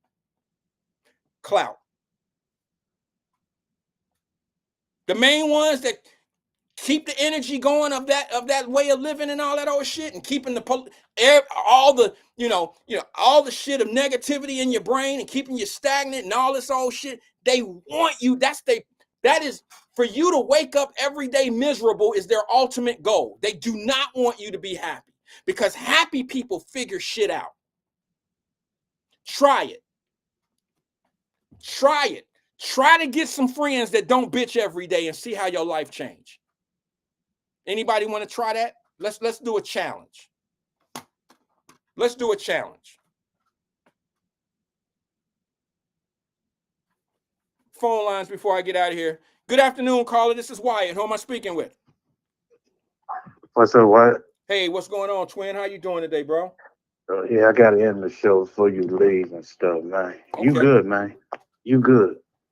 Man, Wyatt, it's a small world, man. You know, my ex-fiance, man, there was a people dude, took down the police off. And I'm looking on Facebook. I'm like, that little, what's it called? And then I inbox him. I say, who is that?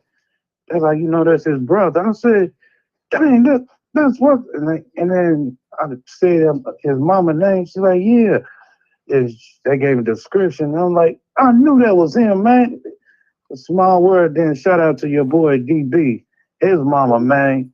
Her birthday was the other day. And he posted on his Facebook. I'm like, hold on, Miss Tony. I used to work with her at Kroger. She retired and all that. I was like, wow, that's a small world. Yeah. Yeah. Hey, Wyatt, I seen a video, man, at Hughes High School. It's sickening, man. Very sickening, man. It ain't safe nowhere, whether it's at a graduation, Wyatt, or a funeral home. I mean, a funeral, doing a funeral. and everything, man. It's sad out here. And I watched it, man. They jumped that boy.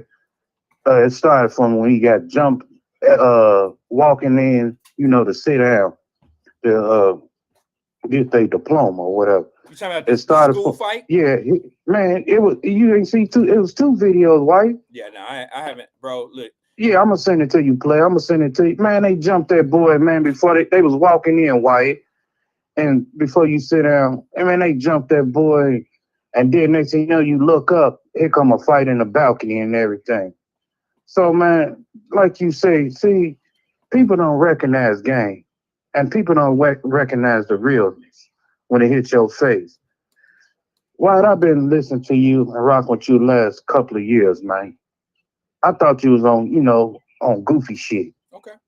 but you would. I'm keeping it real with you. I'm keeping it real with you and everything without, it's my opinion, whatever. And I thought, I'm like, man, I ain't about to listen to this dude. What is he talking about? He gets them and all that. So I had to really realize and sit down like, man, I understand him, man. He's speaking from the heart. Let And me ask you something, Twin. Let me ask you what's something, up, player? if you don't mind, because I love it. I love it, and I'm with you. Go ahead, player. Go ahead. I want to get a little bit into that just for a hot second because we got to go here in a minute. But listen, I want to know what made you say that. Was I talking about something specific?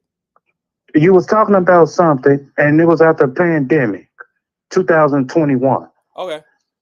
During the COVID. Okay, so it was whatever, something in pertaining pandemic. to the pandemic. And you pulled up Chicago. You pulled up Chicago. You talked about it, and didn't nobody mention how they was giving away the money and all that. Okay. Then you brought it back up, 2021. You brought it back up, 2024. You talking about the food cards and things of that nature? Yes. Okay. Yes. Okay. And then people was. I remember a guy came and was some goofy stuff going against you, man. You don't know what you talking about. And you was arguing with him and stuff, and you bought the receipts.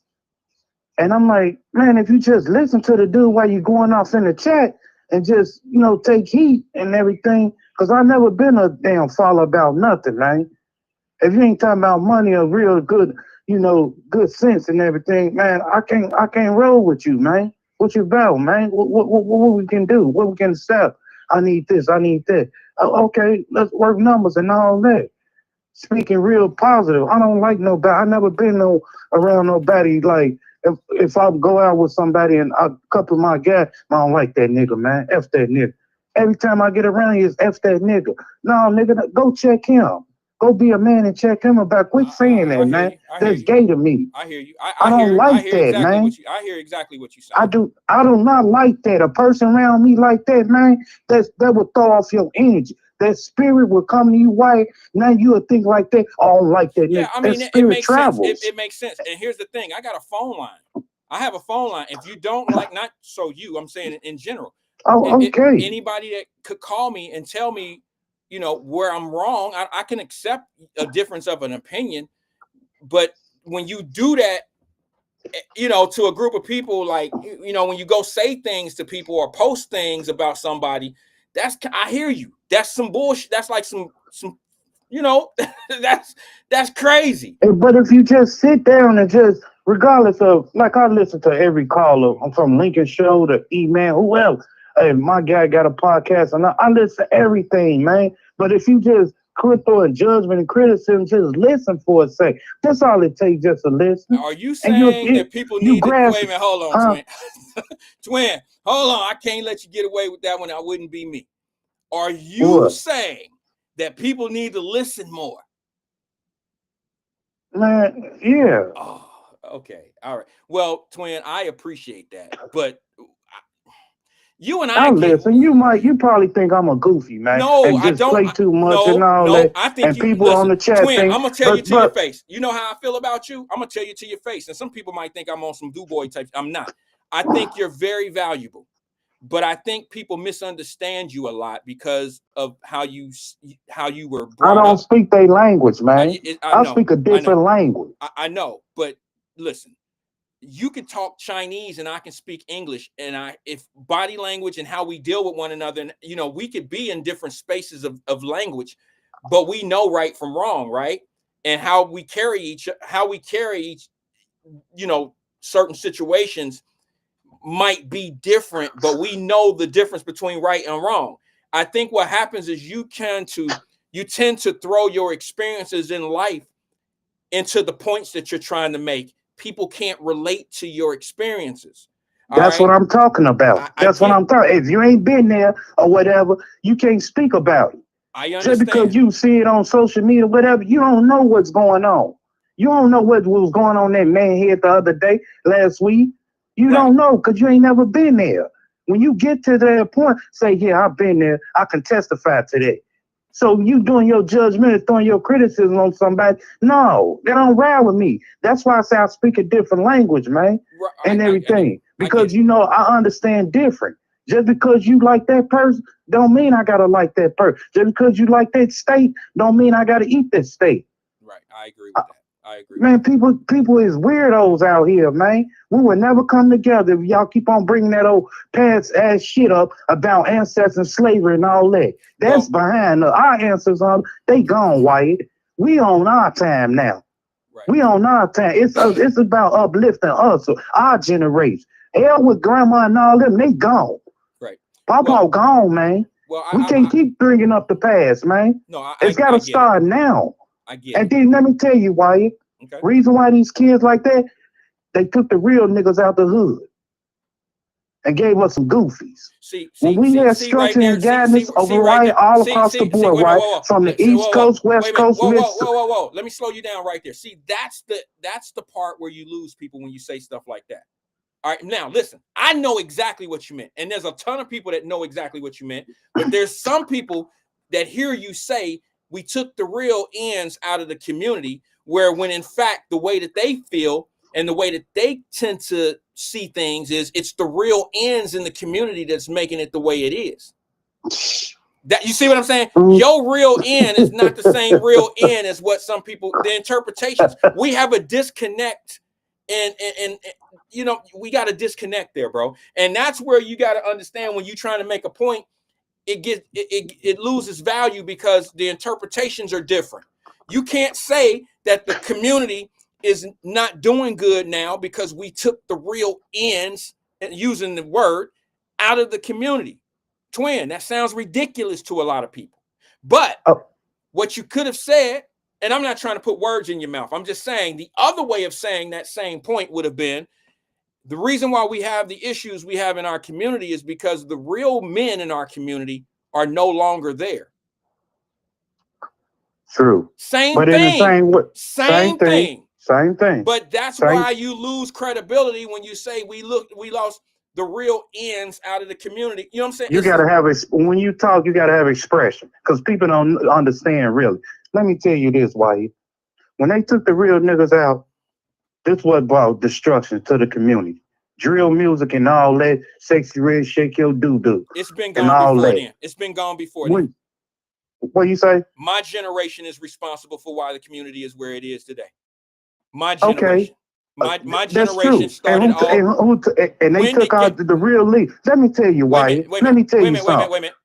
It was gangster rap music that started where we are today. I'm just gonna be honest. It wasn't just the "Fuck the Police" song. It wasn't that. One of the hottest. One of the hottest records on that NWA record was on that album of NWA. One of the hottest records was "Dope Man." Dope Man. Remember "Dope Man"? Or was that before your time? That's me. Okay. See, that was a theme song for a lot of people. Too Short, theme song. Ice-T and all these guys. They look, bro. Our generation is responsible for what we have today when it comes down to rap music and all the shit that the influence of music comes from our generation. And I'm going to openly admit that. It only got worse.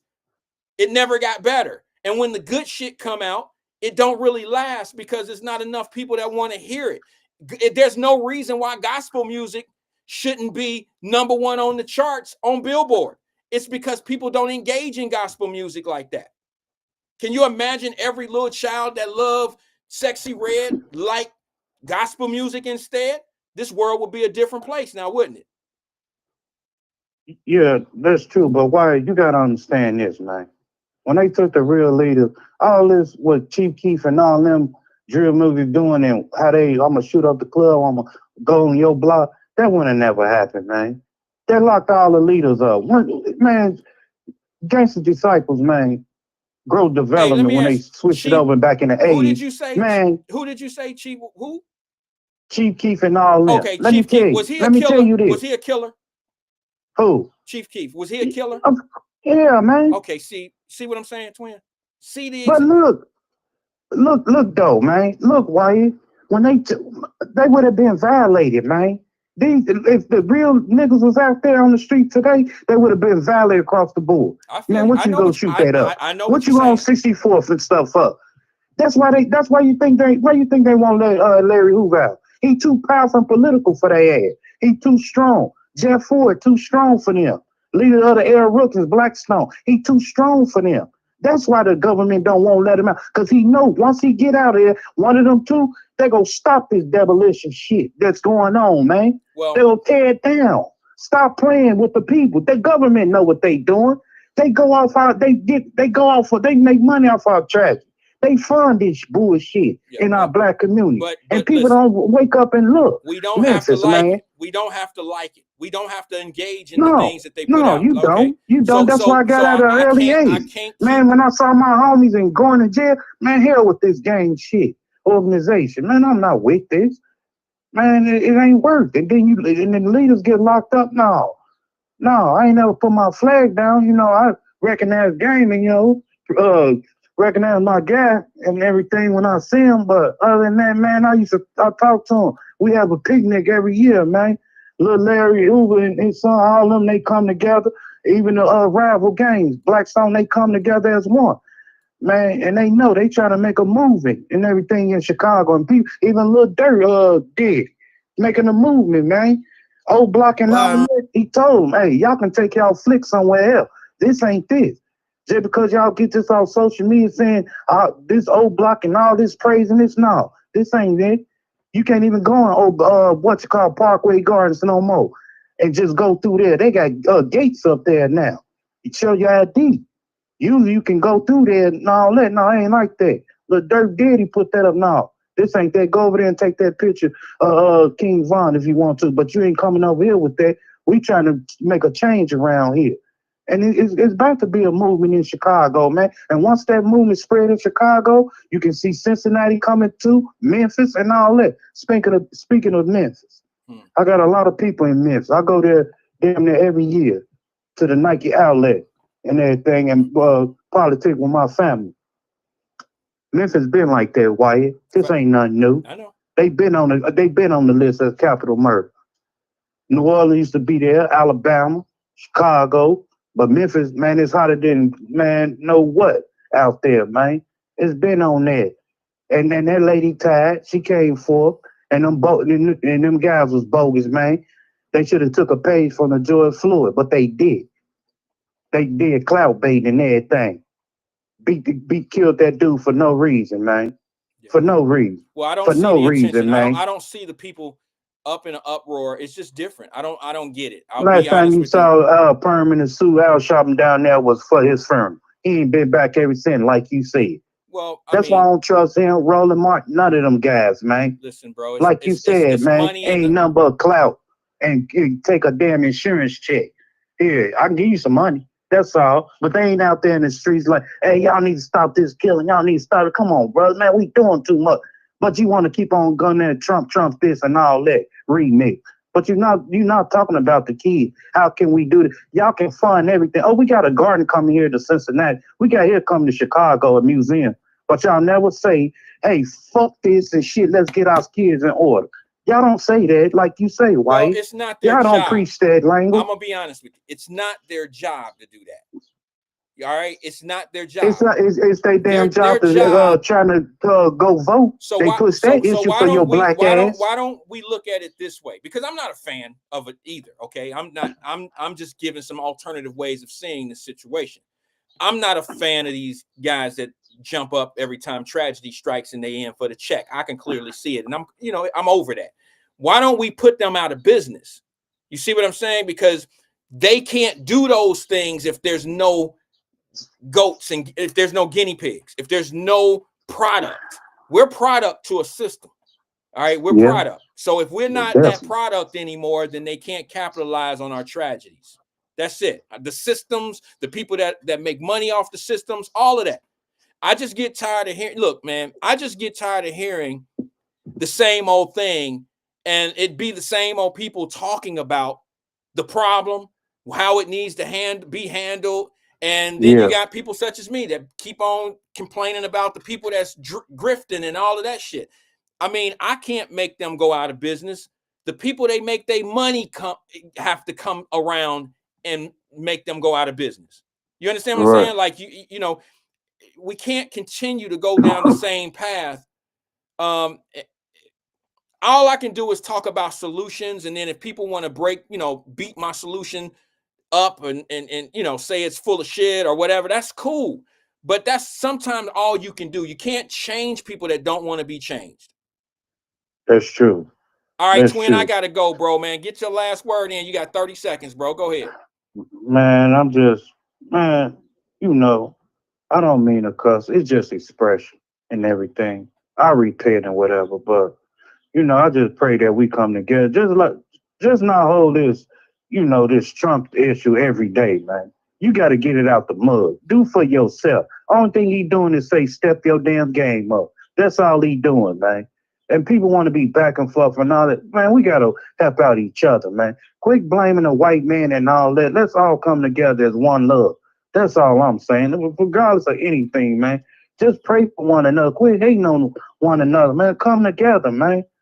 And everything, man. Okay. I'm with you on that, Twin. On that note, I gotta go, bro, because I got some things I gotta do. My bad. Hey, I won't be here tomorrow. I won't be here all next week. I have an early flight tomorrow, and I'll keep everybody posted. Already, man. You already preached that. I know you got a substitute, Emmanuel. So we gonna deal with Emmanuel. I'm gonna cuss him out. I'm looking for someone that'll come on at 1 o'clock and do my show. Any volunteers? How about you, Twin? No. Yeah, you wouldn't start on time and none of that. They'll ban me. They'll ban me on social media if I come on it, because I'm coming red.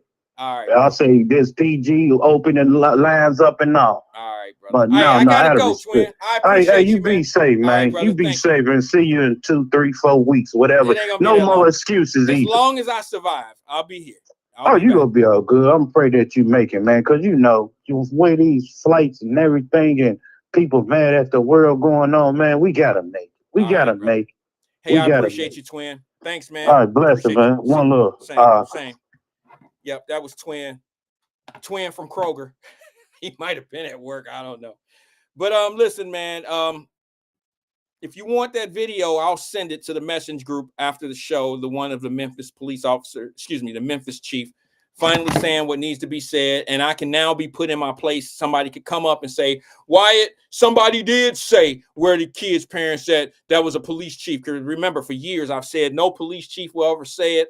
No city council, none of them will ever say it publicly. So now it's been said publicly by the murder capital of the United States of America, because they ran out of money. They've running out of resources of doing things. And now they have no choice but to say things. Now what they're doing is falling on reason. Okay. They're falling on reason. They have no other escape. There's no trick doors, no hidden doors. They can't bring up these false narratives of why it's doing what it's doing. They're put on blast because their own police department is beating people up, and there's, you know, they just been put on Front Street. All these videos showing these guys shooting Uzis and AK-47s across the street at each other, and all that shit is starting to come to the front. I'm gonna tell you something. If they would have had social media in the 60s, we would not be talking about and seeing the things that we see today. I promise you. It was just a different brother. There were different black men. There were real leaders and people that really wanted families to progress, and value of education and all that was bigger and stronger in the 60s for black folks. Now you got all these guys that's doing the Roland Martins of the world. He ain't trying to change nothing. He wouldn't have nothing to talk about if he wasn't talking about the things he's talking about now. He would be irrelevant. A lot of them would. They happy as hell that Trump won. Trust me. As much as they bitch about Trump all day and as much as they talk about Trump all day, they happy as a boy in the joint that love boys. Because they wouldn't have, what would they be talking about right now if Miss Harris would have won? What would they be talking about? They love that shit that they can keep you on the edge. This gonna be a long 4 years. Yeah, I know. It's gonna be a very long 4 years, and you're gonna make sure that it stay a long 4 years. That's that you can't sell 1 million records mentality. I ain't heard nobody say this is what we need to do. We need to go back. Since the dictator is in office, since Massa is in office and all that old goofy shit, I ain't heard nobody come up with a plan. I ain't heard nobody say, well, what we need to do collaboratively is do this, and we need to do this, and we need to do, and what we need to do. Yeah, I ain't heard none of that. All I hear all day, whether it's coming from politicians on TV that get their little 5-second plugs, all they do is enforce everything you hear. They enforce it in you. They teaching you to hate, teaching you to be scared of what's coming. They're not making you aware because you only need to tell somebody one time. Awareness is like a stop sign. A stop sign don't flash. It just sits there. All you got to do is read it one time. You don't have to be reminded every day of how your enemy is and who he is and how she moving. Anybody that's keeping up with an enemy every day, you either part of that enemy's team in some kind of way, or you want to be that person. I never followed no op. I've never followed anybody that I don't care for. It makes absolutely zero sense.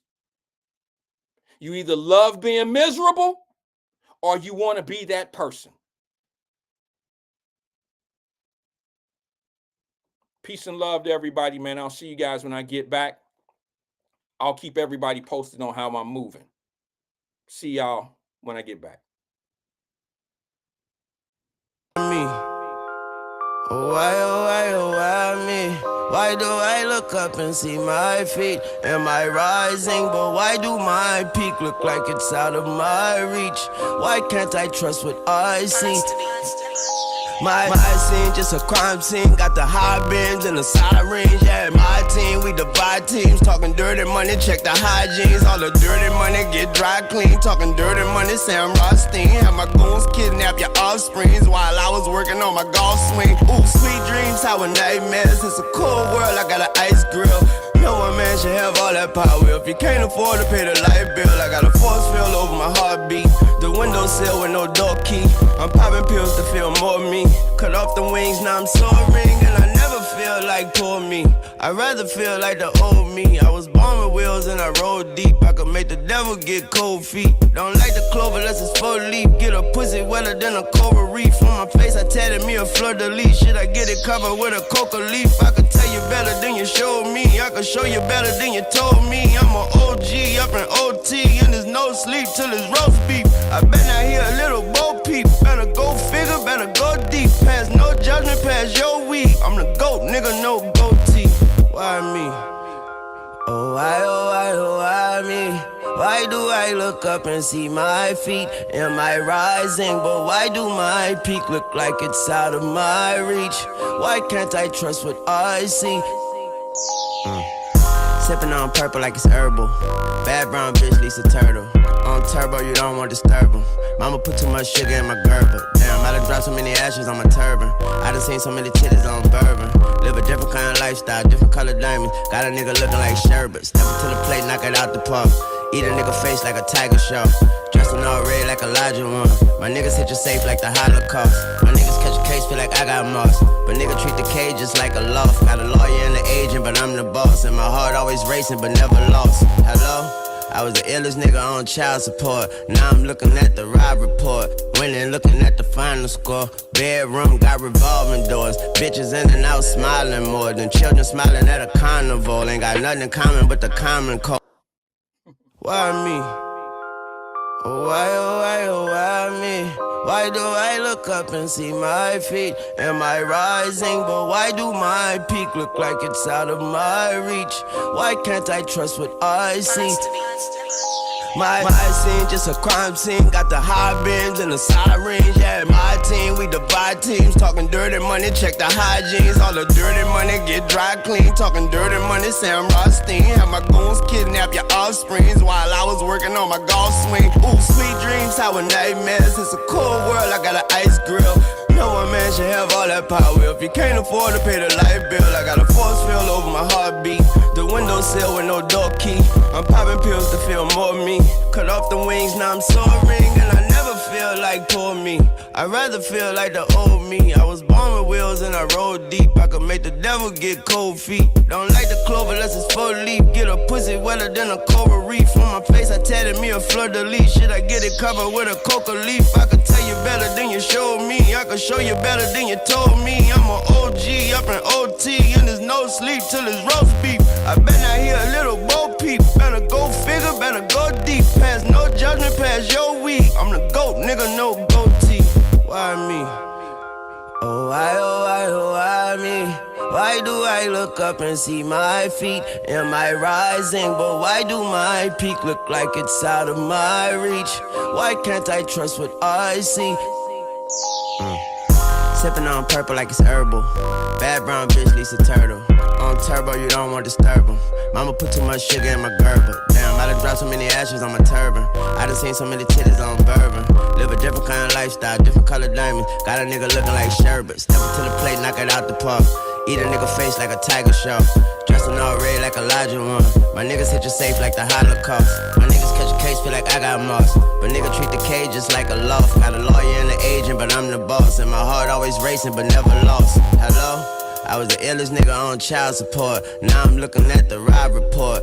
Winning, looking at the final score. Bedroom got revolving doors. Bitches in and out smiling more than children smiling at a carnival. Ain't got nothing in common but the common cold. Why me? Oh, why me?